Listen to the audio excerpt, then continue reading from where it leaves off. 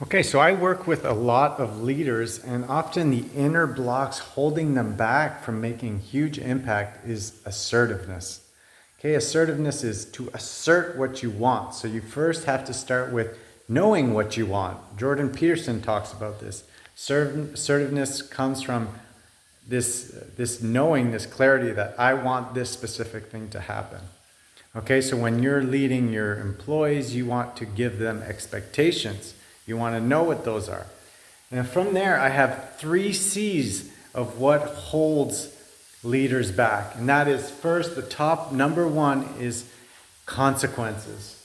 Okay, they fear social negative consequences.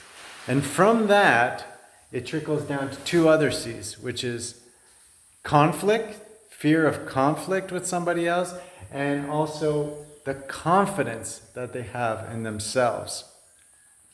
Okay, so this really gives birth to 3 different types of leaders when these issues happen. The first one is the harmony-seeking leader. Okay, the harmony-seeking leader will have trouble, doesn't want to disrupt anything. So there's no real truth happening. There's no feedback that is based on truth because it's all in the name of pleasing everyone. Right? The harmony seeker will not have clear boundaries, will have low standards because he lets a lot of things go by, and he'll have trouble delegating to other people. Okay, the second type of leader that's stuck is the passive-aggressive leader. So the passive-aggressive leader will be using sarcasm, they'll be withholding information, micromanaging. They're not clear in their direction and how they're explaining themselves, and they're afraid to hold people accountable. Okay, so that is the passive-aggressive leader. And then finally we have the reluctant leader.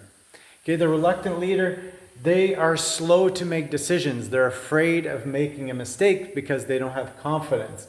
It's like if a plumber came to your house and fixed the pipe and all of a sudden, it's not up to standard like you want. You see a little leak there and you're afraid to say something because you think, well, this person is an expert. They should know, so I'm just going to not say anything. So it's a confidence in your truth. It's a confidence in your judgment, in your perspective, and in your knowledge.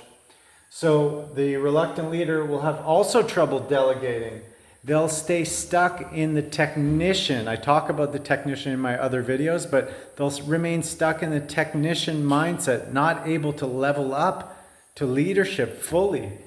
And that'll make them burnt out. And all this because they fear making a mistake. So they slow down, they know the solution is there, but they're not taking action on that solution because they feel they have to wait even though they have all the information. So don't get caught in the trap of the passive-aggressive, the harmony seeker, the reluctant leader. That's all based on conflict, confidence, and negative social consequences. And how do we overcome these?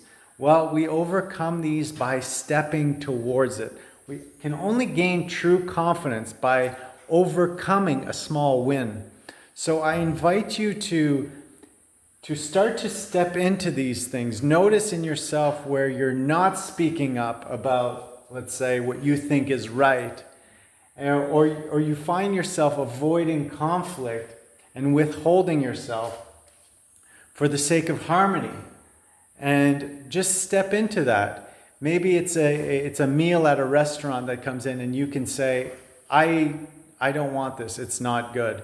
And just in moving towards that slight conflict and overcoming that, you start to have confidence to target more things and to really speak in your truth and assert what you ultimately want.